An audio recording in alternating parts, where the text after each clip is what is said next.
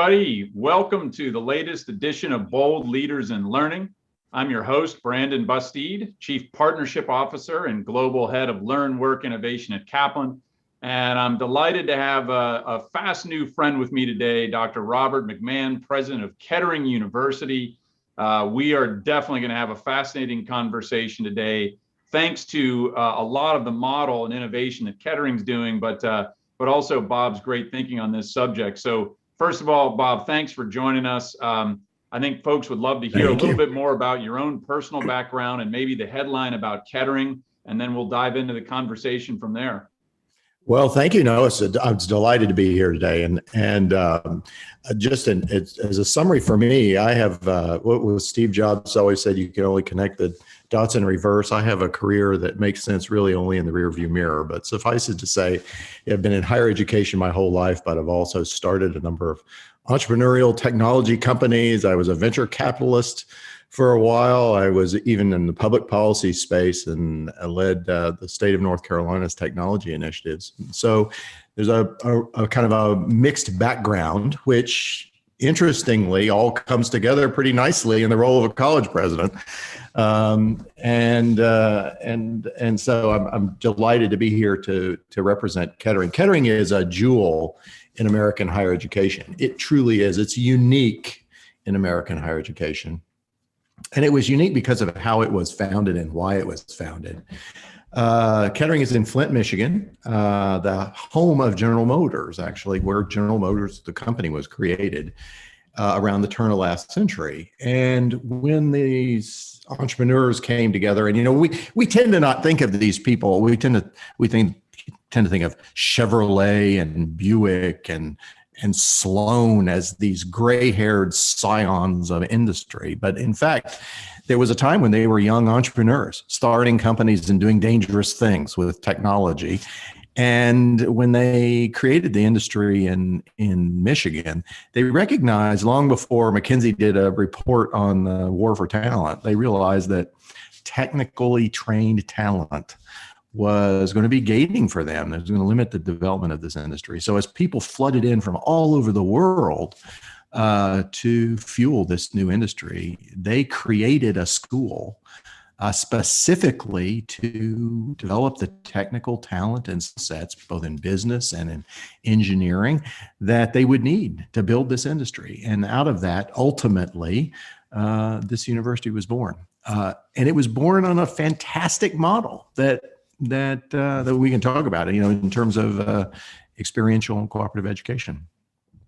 Yeah, I mean that's kind of our whole theme here is the what I call the beautiful blurring of learning and work, where you don't know which one is which, right? If you do it really well. And yeah. I think a lot of people are familiar with cooperative education models, right? Obviously, there's institutions like Northeastern and Drexel and University of Waterloo in Canada, right, that have specialized in those things. I mean, Kettering has certainly an element of that, but it goes well beyond. And I just wanted to start by highlighting a couple of things. As I think I work with a lot of universities, right? I help a lot of leaders think about their positioning, strategy, innovation, and obviously right now, there's a lot of universities struggling with their branding, how to frame their value proposition. There's this big struggle around how to frame the value proposition of the liberal arts or the humanities. In fact, a Chronicle article today that I was just referencing about that very point.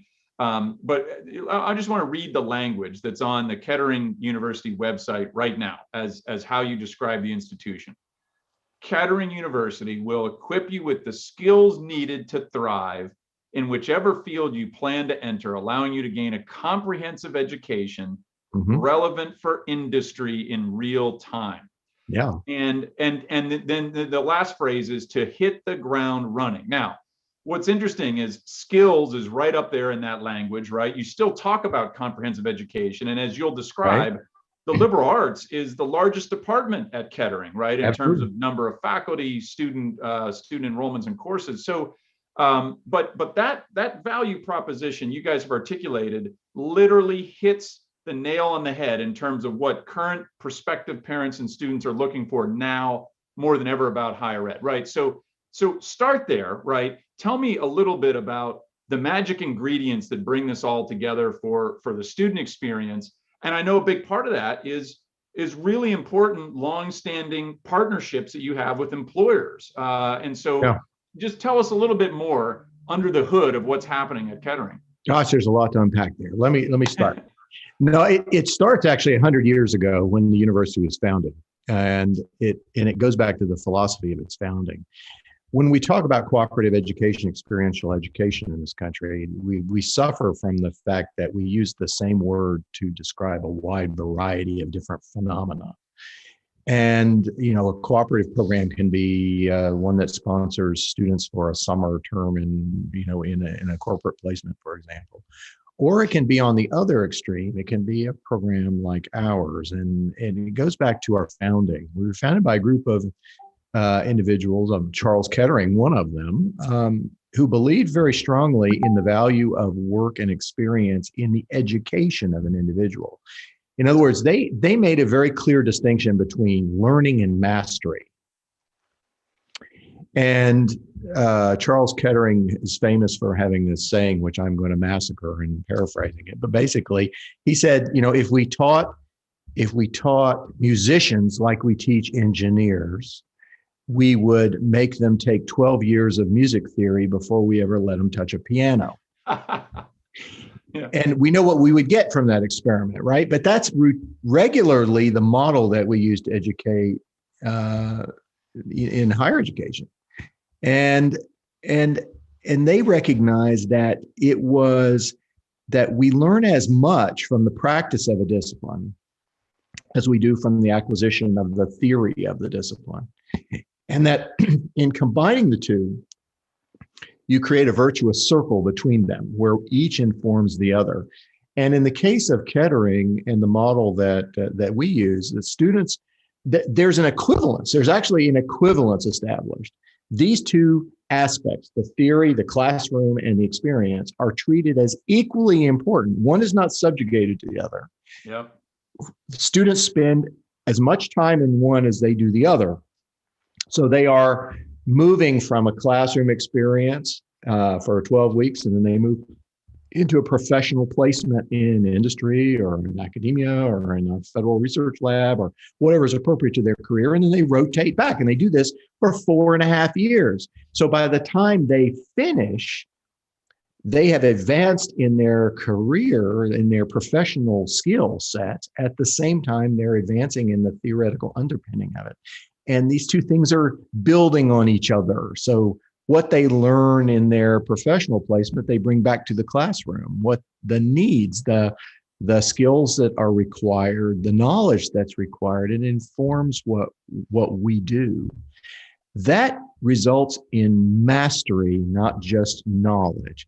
It results in a combination of skills and the ability to educate oneself and to retool and to retrain and to be flexible and agile.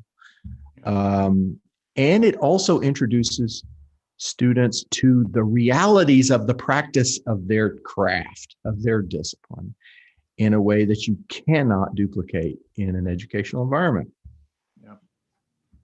Yeah, so you've used a word that frankly I haven't heard nearly as much in higher ed, right? We talk about knowledge acquisition, we talk about research, and we talk about knowledge in the service of society sometimes, and mission statements, right? We certainly will reference things like skills or vocational training, as it usually is referenced as thought of as beneath some of those other things, right? As opposed to on par. But mastery is a different, like the way you've used mastery, that's a whole different ballgame, right? Because I think it ladders up from both knowledge and skills into something that sits by itself. And I find that really interesting. When we were talking just a little bit earlier before we went live, I was asking about, how many current employer partnerships do you have? And you had said, roughly 600 that are connected with students who are coming in and out of these working experiences, these professional experiences as part of their ongoing cycling between academic and professional stuff. But you were talking about how what Kettering at a whole learns from all the different data points of students who are being placed on a regular basis in these roles, right? That what you're learning from industry, you had said, we start to see where disciplines are going. Yes. Tell me a little bit more about that. I think that's a fascinating point. Well, the traditional academic model is, right, you sequester a student at the university and you teach them for 4 years and you prepare them for the world and you send them off. And then you get to see whether or not what you did was relevant, right? Did it work, right? Well, in our case, our students, when they enter the university, we split the entering class into 2 cohorts. And then and because we're engineers and scientists, they're called romantically the A and the B sections, right? And so these 2 sections go in rotation over the entire period that they're at the university. So 4.5 years, they rotate. One is in class, the other's in their placement, and then they rotate in opposition. What this means is that twice a year, each cohort goes out into the world. So every term, every academic term, we have a cohort of students out there in the world, right, working in all sorts of state-of-the-art environments, doing all sorts of things. When they come back, we get evaluated on the quality and the relevance of what we do, right? They tell us. We are not, we need to know, a Kettering experience it's not uncommon for a student in the classroom to say, I need to know this better. I need to know the mass transfer equation better because I use it. I'm working in a wind tunnel facility and I need it. And that I think one of the things that we often fail to recognize about the nature of cooperative programs when they're done in this way, when they are so deeply integrated, when there's this equivalence created, is that the communication across that boundary is bidirectional. We just don't send them out. Yeah. They go out and then they come back. And when they come back, they bring all sorts of behaviors back. So, for example, when you look at our students and the way they interact, they are much more prone to organically form teams and to supportive networks and work on problems in group settings naturally, because when they go out in the professional world, that's how they solve the problems. They're not individual islands. They were working as development team members or as, in groups of one form or another. They bring those behaviors back and it informs how we teach and what we teach, because the relevance of what we teach gets evaluated every time we do that rotation. Yeah. I mean, I'm listening to you and you're describing that students are actually coming back and teaching faculty and teaching Kettering, and the employer interface of that is doing the same thing, right? Like the teaching and learning is going bi-directional on all these vectors. On all these vectors. And we are, because we're learning about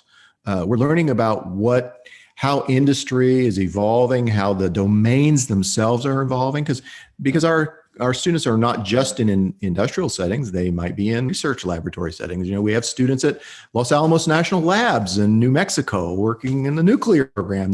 They bring that information back to us and it informs what and how we do as well. And that's the richness that gets to the point of the skills knowledge hierarchy. Actually, when you fuse those two, you get mastery, right? It's the not only the understanding of the discipline, but understanding its application and to be effective in that. That's why one of the things you read, the student hit the ground running.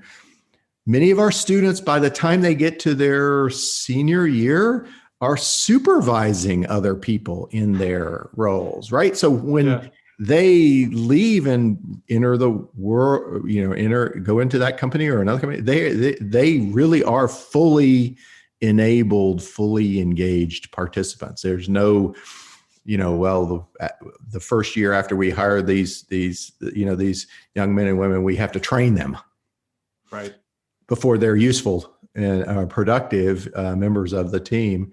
That's not the case with our students. Yeah. And some of the other things you'd share with me, I find remarkable, right? You'd said that many of the students already have job offers by their junior year, right? By their junior that year. The average Kettering graduate graduates with 4 or 5 job offers. Yeah, right? It's incredible. Yeah, now that I will make a disclaimer. That's all. Who knows about during the COVID period? But that was before. Yeah. But the trend was always very strong, very, very strong. Yeah. And that's something, going back to Gallup research I was involved with in my days there. One of the findings among many that has really stuck with me on this point is actually how important it is to get a good job upon graduation, right? So if you look at the data, a lot of universities, as we all know, will do like a 6-month destination survey for graduates, right? Where 6 months after they graduate, they'll ask a basic question: do you have a job? Yes or no. Not many go into real important nuanced or qualitative detail of that, or even ask about, salaries. In some cases, there's more data collection on that. But anyway, a lot of people think that's the bar, that if you have a job within 6 months of graduation, that's a big win. Well, in this Gallup research that I was involved in terms of earnings over a lifetime, right, or earnings 5 years out or 10 years out, right, how fast you got that first job within months of graduation matters. So those who had a good job waiting for them upon graduation had higher earnings over that entire spectrum, like compared to 3 months after graduation, compared to 6 months after graduation. And then the students, this was the depressing part, students who took 12 months or longer to get that first good job, they were just completely different in their outcomes, right? So they still had a bachelor's degree. So, I reflect on that because what you guys have done in this model is you have pulled forward not just the experience of these students, but in the ability for them to sort to right fit jobs, for the employers to have identified a young potential, talent early in the process. And it's clearly maximizing outcomes, right? Because the other data is that Kettering graduates have the highest salaries of any graduates in the state of Michigan. Like it's kind of no surprise when I start to hear some of these things. Yeah, and it's true. You by virtue of the way that we do this cooperative experience, because they literally start their freshman year and go all the way through. We pull that forward, and we pull a lot of the the vagaries associated with early job employment and discovery and all those things into the educational process. So by the time they leave the university, they're fully enabled and ready to go. And I'm often asked, how long Kettering provides this enormous advantage to students when they leave the university, but how does that bear out over time, right? Yeah. How long does it take for that to dissipate? And the actual answer is never. It never dissipates because of what the phenomenon you described. If you hit the ground running when you enter your first position, you are in a position for advancement, for professional development earlier. That puts you in line earlier for subsequent stages. So when you look at the alumni cohort of Kettering, even though we're a fairly small university, we have over 1,000 individuals in our active alumni, not retired, but active alumni, over 1,000 who are at the C-level of organizations. And they are at C-level organizations all at large and small, Fortune 50, all the way down to, innovative high-tech startups. When you go out into Silicon Valley, some of the incubators and some of the early combinators out there that are some of the most creative hotbeds of, entrepreneur. They have Kettering people, who created them. It's an incredible. I sound like a salesman, and of course, as a university president, everybody accused me of being that. But I also believe deeply in the model, so much so that both my kids went there, and they've had that kind of same. I've seen this personally in their career and their personal trajectories as well. Yeah, but this point about pulling these work experiences forward earlier, let's get outside of Kettering for just a second.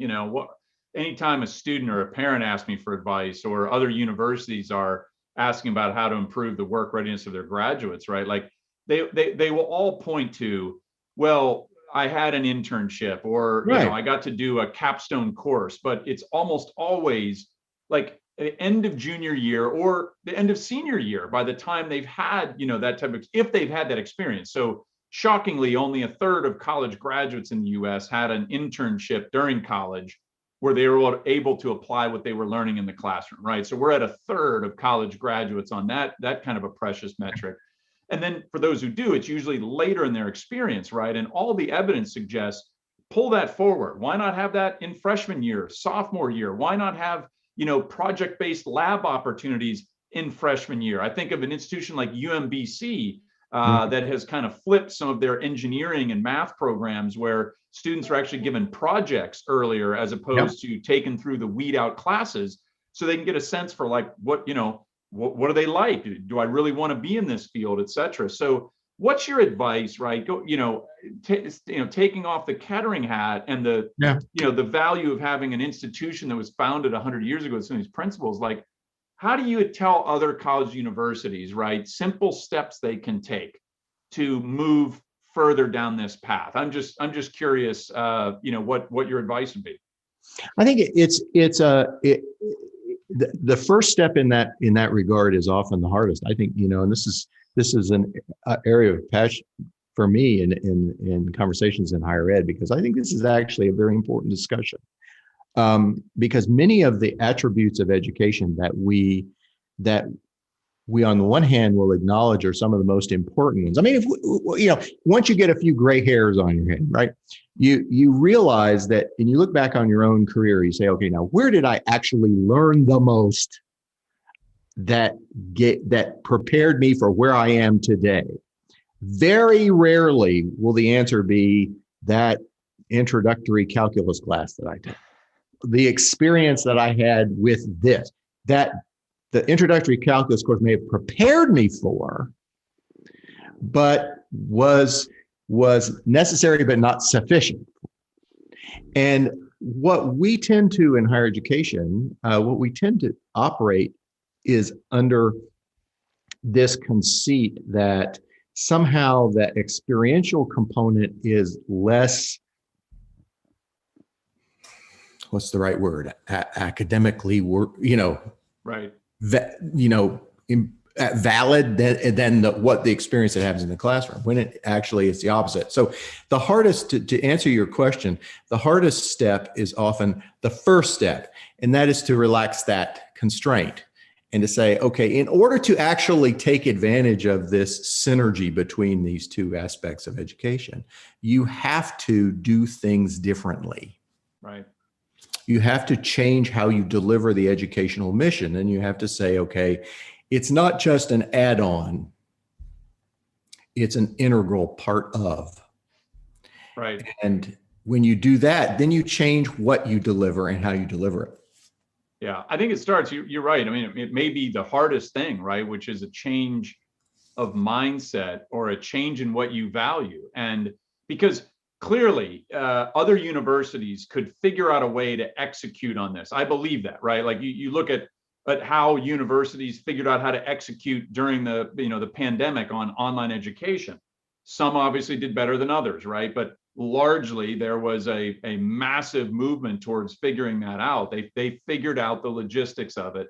They changed academic calendars, right? They did all kinds of gymnastics around residence halls and classroom space and things like that. So, I believe they have the ability to execute, but it gets to what you're saying here, which is, you have to start with, we value the experience part on par, at least on par with what we think of as the more traditional academic stuff. It has to be embedded in the academic program and ethos of the institution. It can't be a tack on. It can't be a tack on. Typically what I see is universities say, well, of course we offer internships to students. Then you start to go, okay, well, how many actually get them? And are any of them linked to any academic programs? And is there any feedback that the student gets as a result of that, or a reflection program that, kind of helps them, think about the insights from what they did in that work experience? And that's where things break down really, really fast, right? So, it would be interesting, I think, to reflect on some of the conversations and changes that I'm hearing more of as a result of the pandemic, right? More universities thinking about how do we expand our mission around upskilling and reskilling adult workers in need? Most universities have never even thought about that. I know a lot of them are thinking about it now. So I'm curious if you think that the economic hit of the pandemic, some of our changes to our thinking about the sacred cows in higher ed, do you think that we're really on the precipice of significant changes, or is it just going to kind of revert back to where we were? I think we could be, but I think the natural inclination in higher ed is to revert back, is to relax back to before. We've shown through the pandemic we can undergo significant change if we're driven to do so. But it remains to be seen whether or not we'll see the imperative here of this particular change. I would leave, as we're getting towards a close, I would leave with one important thought. I think it comes down to this. I think that the purpose of higher education, writ large, the purpose of education is there are two main outcomes that we need to accomplish. One is agility, the ability to understand that when you leave the university, you do not know everything that you need to know, and you are not prepared for your lifetime, that you will constantly have to retool, reskill, and reinvent yourself as you go. Because 10 years from now, that 10 years from now, the top 10 careers, half of them don't exist right now. So, there's a need for that particular aspect. And one, the confidence to do it, the confidence to be able to do it. And the other attribute that I think students need to have is the ability to manage failure. Because failure is the teacher of experience. We don't learn from our successes. We learn from our failures, and we learn from managing through our failures. Again, Charles Kettering had this great, it doesn't matter if you fail and try again. What matters is if you fail and you fail to try again. Or like Edison said, I found out 10,000 ways not to make a light bulb. That's what I learned. Right. What we tend to, we increasingly shield students from failure. And that makes them fragile. So teaching students through experience, when they're in their professional roles, they hit dead ends. It doesn't work. The project fails. What do I do? How do I manage through this? How do I turn this into a success? Those two attributes, agility, which you can read to be resilience, and an ability to manage positively through failure. If you can teach students those two things, they are equipped for their life because they can retool, they can reskill, and they can manage through all of these situations. What we're tending to do in a lot of what we're doing and how we structure higher ed offerings is move away from those things. We move to more highly structured, lower risk offerings, and we shield students from the implications of failure. Yeah, you've said a lot of powerful things today that I hope everybody who's tuning into, tries to echo in their own, ways. Certainly these agility points, the learning from success, learning from failure, they get mentioned, right? But I don't know that we're at a high level doing a great job at all delivering that in our K-12 system, right? Delivering on that across higher ed. One of the final points, Bob, I wanted to make sure we mentioned in terms of the valuable attributes of this Kettering model and the blurring of the work learning world is this point about social mobility, right? So higher ed, in many respects, has been looked toward as one of the great drivers of social mobility in the United States, right? Those who get a bachelor's degree end up making more over a lifetime than those who have a high school only degree. One of the proud points of Kettering is that you guys are at the very, very top of various social mobility indexes for students who come to Kettering and end up being catapulted in profound ways. And so I just maybe would have you, spend the last minute telling us a little bit about that. And I think it's obvious what parts of the model have really helped it, but it's important to know that this is not just preparing students to, be successful in careers. It's specifically something that's helping students who have been underserved catapult themselves in profound ways. It's one of the things of which we're very, very proud. And in fact, we're working with a number of, because we do have such a strong track record because of this model, right? Of elevating people and socially and economically, and being able to provide a mechanism for that social mobility. We've been working with a number of companies, that number of our cooperative companies, to provide funding for students who are in underserved populations, so to make sure that they can access this education and this educational model. We don't triage to a rarefied population of students, right? Our students come from a broad range of backgrounds, but one thing that they all share when they leave is a very successful trajectory going forward. It's really if I were standing back, I weren't associated with the university, I look at what's happening. It's really an incredible model with just 100+ year track record of success in creating leaders and creating innovators, and in creating them from all sections of our society, from all backgrounds and walks of life. It's an incredible moment.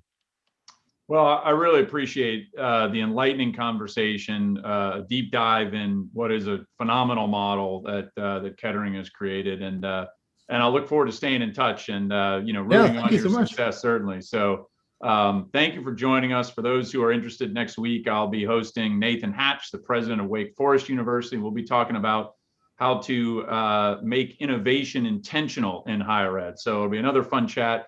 Bob, thank you again, and best wishes to everybody at Kettering. Thank you so much. It's a real pleasure.